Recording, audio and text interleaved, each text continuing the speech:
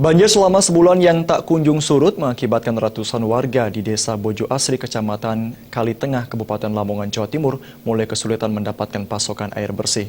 Demi memenuhi kebutuhan sehari-hari, warga terpaksa menggunakan air yang tidak layak pakai. Ratusan warga desa Bojo Asri, Kecamatan Kalitengah, Lamongan, Jawa Timur kini mengaku kekurangan air bersih untuk kebutuhan sehari-hari. Mengingat banjir sudah berlangsung selama 1 bulan.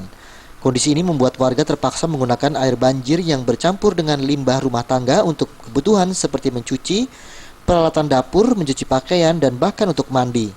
Menurut warga sekitar, sulitnya mendapatkan air bersih saat banjir seperti sekarang ini membuat mereka tak ada pilihan lain untuk menggunakan air banjir. Sona mengatakan bahwa sumur warga yang merupakan sumber air bersih yang dimiliki warga saat ini sudah terendam banjir, sehingga air di dalam sumur menjadi keruh. Sona yang rumahnya terendam banjir mengaku 1 bulan sudah ia dan ratusan warga lain menggunakan air banjir. Meski sadar akan kualitas air yang tak layak pakai, namun tidak ada pilihan lain, mengingat sulitnya mendapatkan air bersih saat banjir melanda. Kok nyuci di sini kenapa? Kesulitan air banjir. Kesulitan air bersih. Sudah lama nyuci menggunakan air banjir ini? Sudah lama. Sudah lama. Sampai 1 bulan.